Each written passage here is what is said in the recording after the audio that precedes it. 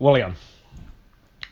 Yeah. Okay, so I'm still on a rant about Final Fantasy VII Remake, right? Because it never ends. I can never get off Mr. Nomura's wild ride. All right.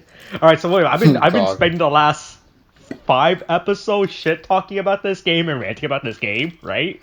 Right? Yeah. If everyone interconnects all of our spoiler casts together, right? I've just been talking shit about this game for like 5 episodes now. So I think for this episode, this section, I should talk about the good stuff about this game, right? Because there are good stuff about this game. This game isn't as garbage as I makes it out to be, right? There are good stuff. So one of the things I do like, this game is pretty. I'll give it that. It's very, very pretty. All right, things look good in this game. I'll give it that. Right, so that's good. The combat system in this game is peak. They took everything that was wrong with Final Fantasy 15's combat system and 15's combat system and refined it. Now it's good. They're like, all right, hey, you know Final Fantasy 15 combat system? We'll make it better. We'll improve all that. All right, so I like that combat system. I like. So it's no longer turn based. So now it's all action based now. So that's fine. It's cool. Okay. I wasn't expecting. I was like, there was no way they're gonna make this game turn based like back then. There's no way they're gonna do that shit. Yeah. So so action based, this game is pretty good and everything. So the characters I like. The characters are cool. The good thing about this, because like how I said, how they took out one and then they stretched it all the way, and they had to keep putting in filler for all the holes, because even though they at least put in these fillers as character development, so we actually know more about the character that we spent, so we just don't fucking just have them, because Barry in the original game, he literally had no character. He was just a terrorist. All right. That's literally in the original game. He was literally just a terrorist. He was like, yeah, let's go commit. In the original fight, he was like 7. He was like, let's go commit terrorism. I was like, yeah. Yeah, so at least in this game they give explanation to his character, so we find out why he's a terrorist. Like he's still like everyone's still a terrorist, all right? People forget that hey, you're playing as terrorists, but you're good terrorists, all right? Yeah, the best type of terrorist, the good kind. Okay, yeah. Jesus. It's like that. So I like how they also flesh out all the side character. Right, so like Wedge, Jesse, and Briggs, like the side character who died within like the first 2 hours of the game, we have explanation on them, so they're not just 2-dimensional red shirts. Is that what the fuck? Oh, I'm sorry. They're not red shirts. Yeah, so they're not red shirt that dies. Yeah, so I like that. I like that they expanded on these characters, right? So that's cool. Wait, so if they expand on their character, do they still die then? Yeah, they still kill Jesse. Oh, damn it. Right. But you know what the worst part is? So in the original game, Jesse, all 3 of them die, right? But in this game, they give you a fake out with Wedge. No, like it's like at the end of the game, like in the original game, he dies, right? So in this game, game, they show him die. Like, oh no, he died. He got shot. You can't recover from getting shot. End of the game. Hey, yo, I woke up in a bed in my house. What up? Let's go. Oh my God. Let's go do this Final Fantasy VII Remake Part 2, you guys. Oh my God. Yeah. So like I said, I hate the story in this game. The story in this game is fucking everything up until the end of the. I would say everything up until like chapter 15, 16 is good. It's all 15, 16. It's all faithful. It's all faithful to the original game, and then the last 3 chapters, like Nomura's like, no, fuck it. Well, we're gonna Harry Potter this shit. Welcome to Kingdom Hearts. I'm making Final Fantasy Versus 13. You can't stop me, Square Enix. It's been 10 years since you kicked me off It's been 5 years since you kicked me off Final Fantasy 15. I'm gonna make it. So yeah, and because that's when the story gets fucking garbage. Also, like I said, I like how they fleshed out all the original characters, right? So all the supporting characters. One thing I hate about this game, so that's all the good. Aside from everything else. Yeah. Aside from everything else, I hate all the new supporting characters. They're so fucking forced in this game. Holy shit. There are new ones? Yeah, they added like a bunch of new characters. William, so in chapter 3, right, when you're on the motor, they added a new character, right? They added this guy who's a soldier. Who likes speed, right? He's Lightning McQueen. I like speed. Where the fuck Lightning McQueen says the speed, right? He appears in chapter 3, like, hey yo, you got a bike. I got a bike. We're relatable now. All of a sudden, that's entire. Okay. All right, William. Guess how many chapters after that chapter he appears in the game? After chapter 3, Once- there are 18 chapters in this game, all right? So you meet him in chapter 3, all right? Okay. Guess how many chapters between 3 and 18 you meet him for the rest of the game? Okay, I'll be generous once. None. None. He literally fucks off. He literally appears in one chapter to be like, I am Speed. I am leaving. That's his character. Oh my That's God. literally his character. Really? That's literally all he does. Wow. He literally just shows up to be like, I am Speed. Okay, bye. It's like, That is I feel like actually they were trying to really set him up for that's- something, but then he just fucking leaves and we don't see him. I don't know if they're trying to set him up for like episode 2, but what the fuck? His literally is so fucking pointless. They're literally gonna just save No. it for episode 2 and it will be the exact same fucking the exact same character introduction. I was like, No, they're saving him up for Endgame. Austin. oh, you're They're saving him up for he's gonna be Endgame. the new recurrable character. Jesus fucking. Uh-huh. All right. Oh yeah. So besides from that fucking. He comes back. He's faster than ever. He has like 2 motorcycles now, so he's faster now. He rides 2 motorcycles. Exactly. Oh, fuck. Also, this is Next thing you know, in the third part, he becomes the motorcycle. He's the ultimate fast. Jesus Christ. Also, one of the worst new characters, in my opinion, I feel that they introduced in this game is Leslie Kyle, alright? First of all, his name is fucking stupid. His name is 2 first names, alright?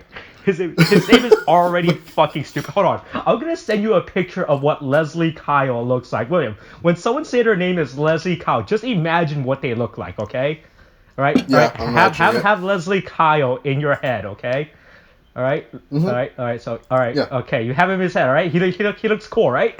Alright? Alright, he looks alright, yeah, that's the character, alright. This is Leslie Kyle right here. Oh wait, fuck, that's too small. Oh, what? Oh, hold on, let me get a bigger. I can see it just fine. He looks lame from a distance. Oh, hold on, here we go. Here's high quality. This is Okay. fucking Leslie Kyle. I fucking hate this character. Alright, so you know what the worst part about this character's backstory is? What? What is it? So as you know, Nomura was working on Final Fantasy versus 13, right? And then he got kicked off of Yeah. it, right? And then he's still mad about it Yeah. to this day. So that in Kingdom Hearts 3, right, the secret ending, you fight against a Noctis ripoff called Yozora, right? Yeah. This guy no, is a Noctis, is another Noctis, because Nomura is so mad that he can't put Noctis in any games anymore because he's no longer, he's like, because Nomura was interviewed, he was like, oh yeah, Noctis is my son, I created him, he's my boy. but I guess now that he's mad about getting kicked out, he doesn't see Noctis as his son. He was like, this is my new son, Leslie Kyle. Okay. Yes. Alright. Yeah. Okay. Yeah. That's the thing. Yeah. Okay. And the worst part, this wow. guy forces himself into the story. That's the worst part. It's like, so the problem with his character, right? It's not like he literally adds nothing to the story in terms of moving the narrative. Like, during the ending of the game, right, you have to leave, and he's like, oh yeah, hey guys, I know the way out. I'll show you. All right, cool, Leslie Kyle. Thanks for your fucking help to get us out of this fucking hellhole of the sewers, right? He's like, but wait, hold on, we gotta take a detour mission for me. He's like, what the fuck? Get the fuck out. You fucking piece of shit. And then along the way, he's like, and then this is how you force his backstory. He's like, oh yeah, by the way, my fiance disappeared. Okay, that's my backstory. I don't add I don't add anything to the main narrative. That's just my story. It's a good thing we spent an hour talking about this. Really fucking hate this character. He literally just forces him into the main and insert his narrative into the main narrative for no. Like the worst. It's not like a side quest, right? Where, because you know how in side quests you learn about characters' backstory. There's a bunch of side quests in this game where you learn about other characters' backstory, which is fine. That's good. That's fine. I don't care about that shit. But I don't give a fuck. But I fucking hate that fact that's in the main storyline. Like, the worst part, his backstory fucking does nothing to for the character. It was like, yeah, my girlfriend disappeared. I was like, cool, my girlfriend's right here. Oh, okay, Yeah. sure. It's like, yeah, I was like, yeah, we're so relatable, Leslie Kyle. What? Yeah, I fucking hate this. Okay. I fucking hate this guy. Oh no. Yeah. I hate him as much as how Dave Bautista has to look after a little girl in My Spy. Oh my god! Wow, what a segue. Yeah, that's the By the way, segue. this is a spoilercast from My Oh Spy. yeah, we spent this thing was like 10 minutes just talking about that shit. Yeah, we're going to the spoilercast for My Spy. Jesus, dude. Okay. Alright, so hold on while I'm gonna finish the food. real Yeah. quick. Rim. Huh. I didn't know this movie was a thing until we found about this movie. Like, I never saw a trailer. I never saw this mentioned anywhere until we found about it. Oh, really? Yeah, I literally never. I knew about this. I literally never heard of this movie until we found it. God damn, dude. I thought it was like some weird direct to video type of movie. No, this is a real movie that was made. And, yeah, I know it is. Yeah, it just I guess this movie just never premiered anywhere, and it was just released online. No, it released on Australia. Okay, fuck Australia. On January 9th. No one gives a fuck about Australia. They're too busy. They're too busy. They're too busy trying to deal with forest fire right now. And in the UK, it's been released on March 13th. Oh, so it was before the coronavirus. Okay. Yeah. But it didn't release stateside because, of course, the whole coronavirus. Yeah. Alright, so I'm gonna do us a favor and just go through the plot summary. Oh, yeah, by the way, hey, I thought this movie was gonna be The Pacifier based on the poster, right? This movie is not The Pacifier. It turned out I was legitimately expecting this just to be a Pacifier ripoff. It's a bit more like Kindergarten Cop, but not very much Kindergarten Cop. Well, no, I'm thinking of the wrong word. A different Arnold Schwarzenegger movie. Oh, okay. Unless they're the same one, because I'm thinking of two different ones. Oh. I'm thinking of the one where basically Arnold Schwarzenegger is dressing up like one of his kids' favorite superheroes, like toy figures or whatever. Isn't that Jingles All the Way? The one where he has to get Turbo Man or some shit? Yeah, I think it was. Yeah, I think it's Jingle All the Way. I think that was his thing. Yeah. Yeah, I'm thinking of that one. Oh, okay. Kindergarten Cop is not Kindergarten Cop. I've seen in a while. It's the one that Silent Hill is based on. The one that Silent Hill is based on. Did you ever see that post? Did you know about that? No. The setting of Silent Hill, the school in Silent Hill that you entered, is the same school. It's the same layout as the school in Kindergarten Cop. I'll send you. Hold on. Silent Hill Kindergarten Cop. Okay. It shows up in the suggest bar too. That's the best part. The strange hidden link between Silent Hill and Kindergarten Cop. This article was already posted. This is gonna be something. No, if I get into this now, I'm gonna be distracted from what we're supposed to be talking about. But you just have to look at the image. You don't have to read anything about this article. Don't worry about it. I'll look it up later. Okay. Because right now we should focus on this. Yeah. So I'm gonna go through the plot summary. We should actually talk about the movie we haven't even spent 13 minutes talking about. Yeah. We instead of taking 13 minutes to talk about fucking Final Fantasy VII, we should talk about. Don't worry. Not Kindergarten Cop. My Spy. No, it's almost over. Our Final Fantasy VII remake journey is almost over. Okay, so I'm gonna get us through this. Okay, so JJ, Dave Bautista's character, is a former U.S. Special Forces soldier newly hired as a CIA operative. However, JJ's lack of subtlety causes him to blow his first major mission, busting an illegal weapons-grade plutonium trade between the Russian Mafia and Hassan, a Middle East terrorist. Despite this, his boss David Kim assigns him and tech operator Bobby, who hero worships JJ, to keep an eye on the in-law family of Victor Marquez, a French illegal arms dealer who has obtained the construction plans for a miniaturized nuclear bomb, which he intends to sell to Hassan. Victor lost these plans to his brother David, who hid them before he was murdered by Victor. Kim suspects that the plans may be in possession of David's American wife, Kate, and their 9-year-old daughter, Sophie, who moved from France back to Wicker Park, Chicago after David's demise.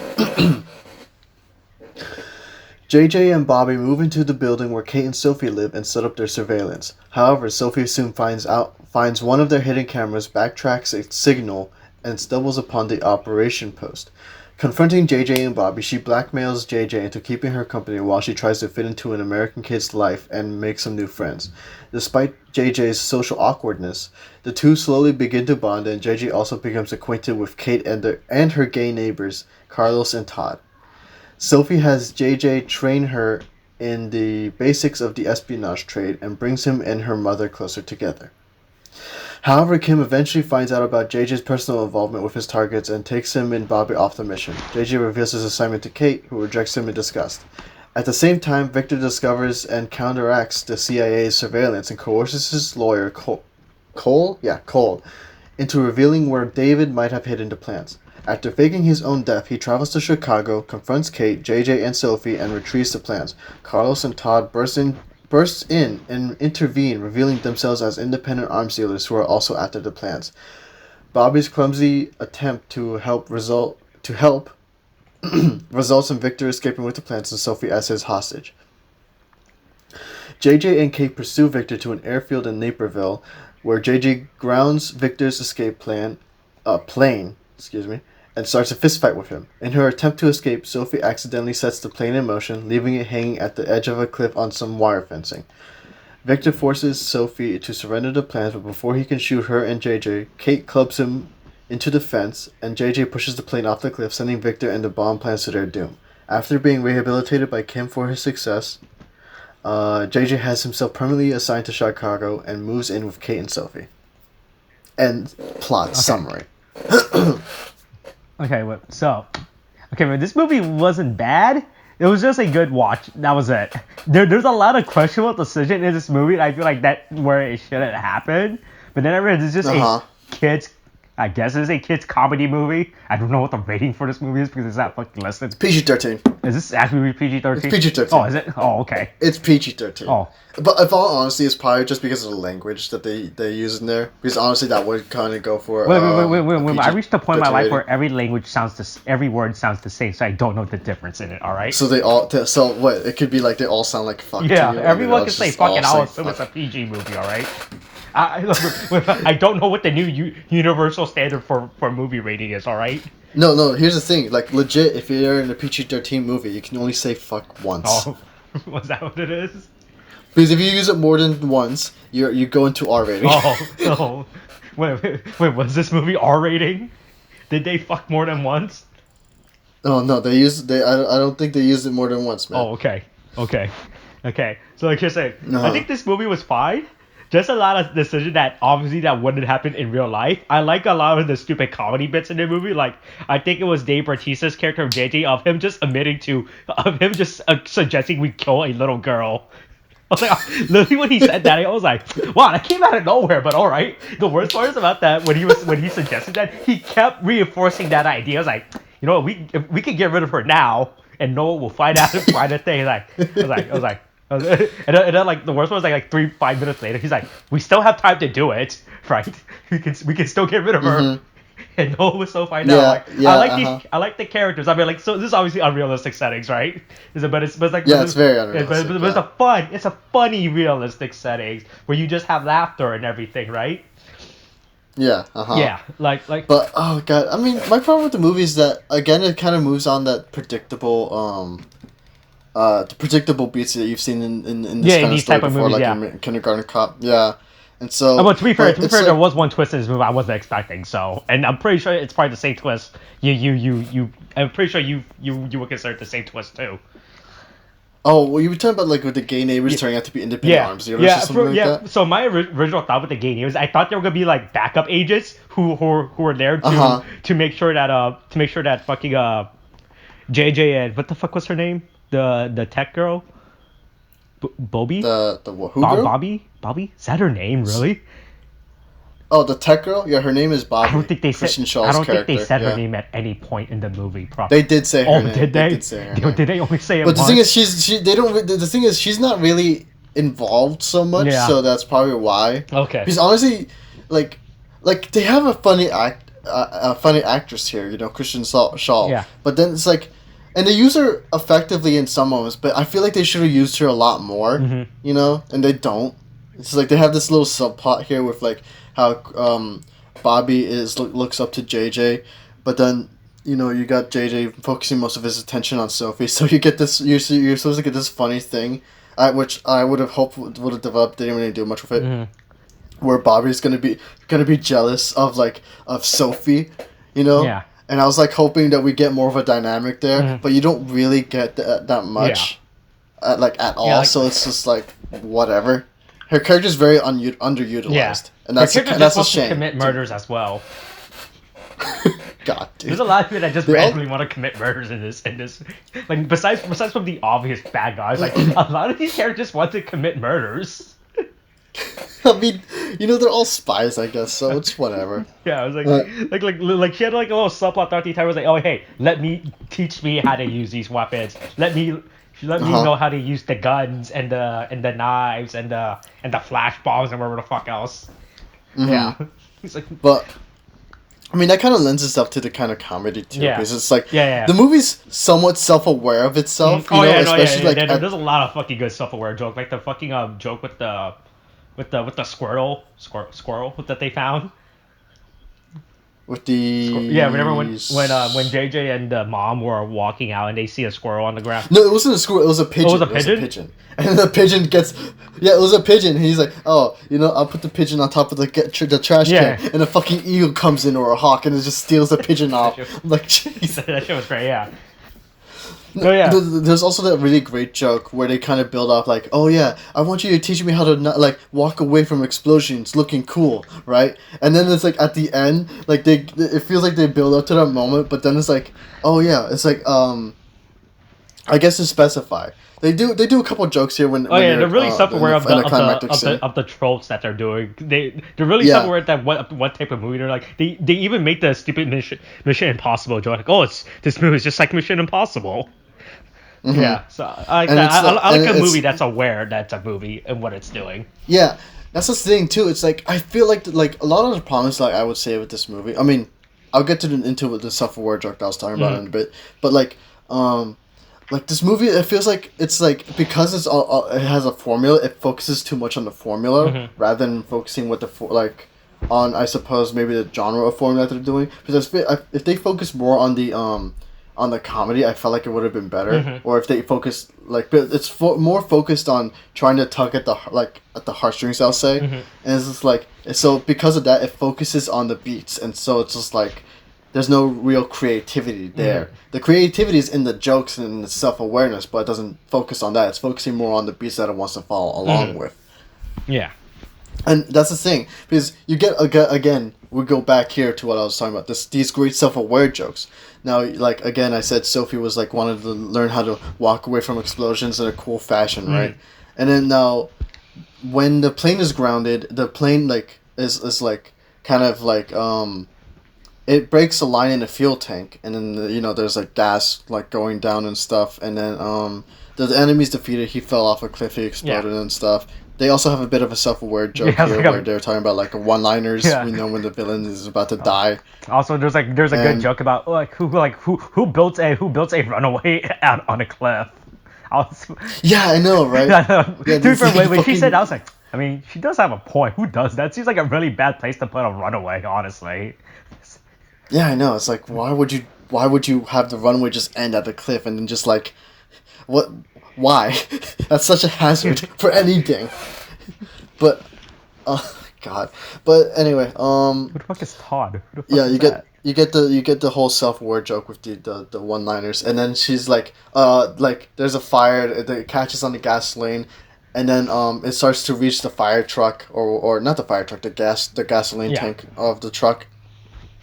And then, while the mother's running away, like telling everyone to run, like Sophie basically looks up at JJ. He's like, "Can we?" And he's like, "Fine." And then they start walking slowly towards the camera while the fire reaches the truck. And then the mother is like, "What the fuck are you doing?" Like she mouths it obviously, but it's like she's like, "What the fuck are you doing?" And then it's like. And I'm laughing along with this joke, but then the truck never blows up, and then you notice it too, and then it's like, and then it's like Sophie's looking up at JJ, and then JJ's like, okay, you know what? He takes out a grenade, and then the mother's like, why do you just carry this around with you? Have you been carrying this around the whole time? Oh yeah, you're right. I don't remember where you get that grenade from. Yeah, he's just been carrying it with him, and then JJ's like, you tell no one I did this for you. He tosses the grenade at the fire truck, and then they start walking away from the truck as it explodes. And it's just such a great moment. Yeah. And I fucking loved it. Wait, by it also helps. It also explosions are really loud. That's how you damage your eardrum. If watching the other guys, was it the other guys that also did that poke fun of action tropes? Was that the one Will Ferrell and Mark Wahlberg? I think no, yeah, it was right. Yeah. I never seen the movie, but I remember they had put the joke in the trailer. Yeah. There was a scene where they walk behind an explosion, but it damaged their hearing because they were so fucking loud. Because it turns out explosions are really loud. Yeah. Yeah, that's it's always fun because like it's along that kind of same form, like same kind of comedic sense, Yeah. and that's what makes it like when they get to doing comedy like that, that's when the movie's at its best. Like especially there's like a thing where Bobby, Christian Saul's character, where she's like trying to like put like a magazine into a gun, but it's on the other end. It's like, oh well, fine, don't teach the techie like how to fucking use a gun or some shit. It's like. I don't know. It's just fun to do. It's like fun to see like they like how much they can like Mess around, how much they mess like around with the jokes, with the punchline. mess around with the How much jokes, they with can the play around with the punchlines. punchline of the jokes. Yeah. Yeah, and that's when the movie's at its best. But then you get all this standard like family friendly bits where you know he's bonding with the kid and stuff, which is fine because honestly like the dynamic between the two characters, like with or you know between if I'm looking, let me look up her name. Chloe Coleman and Dave Bautista, like the dynamic between those two is actually worked rather well. You know, it's like she's not like like usually if you're gonna have a kid, you know, playing this kind of role, they you have to make sure that it'll come off as annoying. Yeah. Or otherwise you'll hate the character and then it kind of ruins everything else with the movie. But she works fine. She's actually fine and she like they actually work off well against each other. Yeah. And so it's like oh, Dave Bautista was in the like Scorpion King 3, yeah. by the way. Apparently. Was he? Yeah. Oh my god. When are we gonna start the Scorpion King franchise? We're not doing that. Well, okay, can we at least start the first one? Anyway. The first one at least has The Rock no, in it. I am stopping you right now. Because I do not want to talk about the Scorpion King, okay? Because we're not going to do the Scorpion King. We're never going to do the Scorpion King. We're no longer talking about the Scorpion King, okay? Anyway. That's the title of the video, by the way. Can we talk about the Scorpion King? Oh my god. No, anyway. Anyway, so it's like... They like those two work best when they're doing the comedy bits. But then you get the whole family-friendly stuff, and it's just like... The movie kind of slows to a crawl where I'm just kind of waiting for us to get to the next joke. Yeah. And then it's like, come on, hurry up. You know, because I know you're doing this for a reason. Yeah, so you can build but I just want the comedy. Yeah. But I really just want the comedy. Yeah. It's just like, ugh. Well, to be fair, one thing I did, one joke I really did like was how the fact that Dave Bautista admits to bullying kids. All right, that was good. It's good to bully. It's good to bully little kids, right? Little kids need to know bullying to grow up. Okay, if you don't bully little kids, they will never grow up. God. If you see a little kid on, if you see a little kid on the street, push him down. God, dude. Yeah, I know. Like, he's just like lifts up his leg, and the two kids just scrape their faces on ice and shit. Yeah. But like that's the thing though. Like if you had at the family friendly moments, if it was more of the self awareness of the very tropes of the family friendliness of those moments, then that would have been a lot better, at least for me. You know. Yeah. But honestly, it's just like the comedy is fine, but everything else is just meh. Which is like the worst thing with this movie. The jokes are fine, and then but then you get to everything else, and it's just kind of meh. Yeah. And I'm bored. Yeah, some of the plot. I was a big fan of some of the plot. Like for some reason, I thought they were gonna. I thought they were gonna build JJ's character completely different. Like during the Paris. I thought he was gonna build like some super cool backstory to him. But he was like, but then he just used his actual memory, which I realized that's probably a bad idea for you to do it, for you to be saying out loud, for you to be revealing to people. Oh I've done secret operations that are so secret you never heard of, but it's not a secret because I was like, I thought it was gonna make up like some stupid job. Like, oh no, I was once a football astronaut king or some shit. Yeah. But then again, he's not as great spy as it was established in this movie anyway. And they don't really do much with like it's like there is some character exploration in the backgrounds. Well, not really. They there's this thing between JJ and Bobby. And Bobby, being the techie, she found out about his classified files about how he made one bad call and his whole team got wiped out. But we don't explore that at all. You know, I think as properly as it should have been. Because like it explains, I I guess his social awkwardness, but that's more like you could explain that away with like him being off on tour all the time. Yeah. And then there's you do like they had this. It's a really sad moment of like not a sad moment, but it's a really sad part of his past that they mention, but it doesn't. They don't do anything with it, and they don't do anything with that character. Yeah. Or at least how they could use that moment and use it to reflect the relationships between everyone else, with JJ and everyone else in his character. Yeah. And it's just like, in terms of its character development, that's kind of wasted, and they could have done something with it, but they don't use it. They're just following again with the formula that they had set out from previous movies like Kindergarten Cop. Oh, I don't know, put it like some another twist. I mean, like, oh, one of his teammates is still alive. And he's working for the bad guys or some shit. Yeah, but it's just like, you made one bad call. This is resorted me to this or something. Yeah. I don't know. Yeah. But I mean, that's the thing. They don't really do anything too creative with the premise that they have. Because again, the reason why a premise like this works is because it's so interesting. Just to see how that plays off against how two different lifestyles can just play off against each other. I should clean off this toothpaste on my pillowcase. Why? Why do you have? Why? Don't worry about it. Just why? I'll fix it. I'll fix it after this. Okay. But yeah, that's the thing. It's like, that's why this is an interesting premise in the first place. You got two different lifestyles clashing with each other, and that's where the comedy and stuff happens. Yeah. And it's just like, but because they're following the formula, they don't really use that to its full effect. Yeah. Until you get the self-aware jokes, which happens. The action also, another thing to be mentioned, like the family-friendly stuff is all meh and stuff, but the action is also kind of meh, because first of all, there's not a lot of it there anyway. And so, it's also kind of like, it's because I guess it's not a focus, it's not that great as well, But it's like, there's nothing to get excited over. It's just, so the only thing you would want from this movie is honestly just the jokes. Yeah. And even then, it's like, it's mired by everything else. Yeah. So, yeah, there's not much to it. Like I said, I wish there was more character. Like, I really wish there was more. Fuck, what was that? Is that the little girl's name? Yeah, Sophie and Bobby's. I wish they had more character.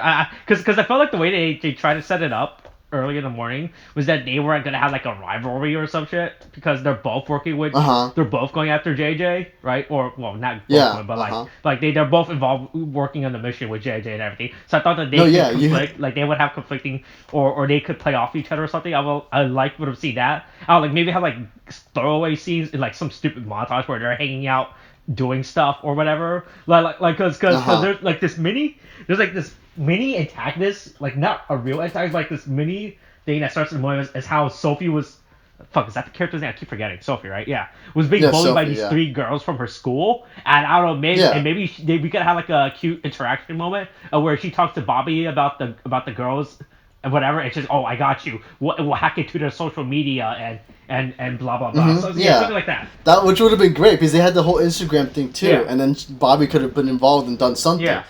That's the thing though, because the thing is that they follow the formula and they don't focus on maybe the characters playing off of each other. Because again, to do different lifestyles, you got like Bobby who's set up like who hero worships JJ, but Sophie is like absorbing all of his attention, or gaining all of his attention. So there could have been like a good bit of rivalry and like jealousy on Bobby's part with Sophie. And this is like, but she like her character is Bobby's character is so underutilized. Yeah, really as well. Like they just use her for jokes and everything, but they don't do anything else. I really wish they did more because it felt like they're trying to set her up for more because before they arrive to the fucking hideout or apartment building where they're setting her character up to do so. I was like, all right, like she gave character explanation like, oh yeah, hey, I'm this type of character. I was like, all right, cool. We now know what type of character she is. Will she overcome these challenges by the end? Stuff like that, but they don't do that. Yeah, I mean, it's like you get a throwaway line at the end, basically with JJ being like, "Yeah, you're my partner," but then it's like it just kind of happens. They kind of like they set it up, but they forgot to go through the steps towards that resolution. Yeah. So it's like you got the beginning and the end, but you don't have the middle of these two characters. Also, so there's something really weird about this. I don't know if there was like an abandoned plot thread, but there's like this weird recurring gag that JJ just carries his fish around with him or something. No, yeah, I was so yeah, I was, he's I was like so it's only weird funny when like they his was like fish I and thought stuff. like okay what's the deal? I thought this fish was gonna play into the movie for some reason. We throughout like when he's going like before he comes home or something, we see him carry like this fish in a like this goldfish in a fish. It's a blue. Well, I don't know. It's a Yeah, goldfish, but it's a fish. we It's a see him. fish. Like It's I a thought, I was good like, all right, fish. what's the deal with this fish? I was like, I thought it was like just a one time thing, like he's going home, but no. But when he goes to the island, he carries the fish. And I was like, oh, okay, I guess we're setting up this fish too as well. I guess this fish is gonna save the movie or something. But no, they don't do anything with that fish. I was so confused. They just literally show this fish and they just show him carrying a fish around, and then they don't do anything with it. I was so confused with that. No, yeah, but that's the thing. Again, it's just like it's just the whole director and his team or whatever. They're just focusing on the plot, the formula, and they don't really do anything I thought creative that with it. fish was gonna be used for something like his character, like a character, actually, like how he's socially awkward, like we could have him talking to the fish or some shit. It's like old Mister Fishy Goldfish, you're my only true friend in this world. I have no one by yourself. That's why I left everything to you in my will, or stupid line like that. We have like something like it's just so fucking weird. I was just so confused how we have this goldfish in the movie and they don't do anything with it. I was I was like, oh, I legitimately thought this goldfish was gonna be important in the movie for some reason. Yeah, but again, it's just like it's just a lot of like they're just focused again. Yeah. I know I'm reiterating this a lot, but they're just so focused on a formula that they're just not doing anything else. Yeah, with this these movie is characters just and stuff. very safe, if I were to say it honestly. Like Yeah, it's very safe. they Yeah. didn't know go there's- all out and they didn't go all in basically. With Yeah, and only time there was some shine in it is again with the self-aware jokes that they have in there, which is kind of a shame. But it's a decent movie. I'll say it's harmless. Yeah, it's a 5 out of 10. Honestly, you watch it, you'll get your chuckle out of it. You'll go see it in theater when coronavirus is over. Jesus. I mean, it's on digital release. Okay, so well that doesn't whatever. mean anything. You can still release it in theaters, William. Coronavirus doesn't stop you from releasing movies in theaters, all right? All right. Actually, no, wait. So I guess I'll just give it a. Wait, what? What? No, I was just saying that coronavirus doesn't stop you from releasing movies. Okay. Well, I'm just gonna give it a rating, I suppose, right now. Yeah. And so it's a 5 out of 10. It's decent. Yeah. Yeah, I'll give it. I'll give it to say it's just a fun movie to watch. It's nothing special, right. nothing bad, whatever. It's all good. Mm-hmm. All right. Well, that's all I have to say on that film. So. That's it. You want to say anything else? Yeah. Nah, I'm good. Oh, okay. What the fuck is this movie? Red Shoes and the Seven Dwarfs. What the fuck is this? Well, this looks really bad. Don't worry. Okay, talk to me about that afterwards, okay, Austin. Okay. I don't. Wait, or I could be do something called foreshadowing. Ooh. No, we're not foreshadowing. Oh, just like I don't agree. can't foreshadow or descent from the heavens to hell. Oh my God! Stop. All right. No, we're done now. We're done. Oh, Austin. We're done. Yeah. Okay, cool. Hey, right. Tune into next time as I continue talking about Final Fantasy VII Remake. Oh my God, dude. All right. Okay. All right. Wash your hands, by the way. Okay. Thanks. Bye.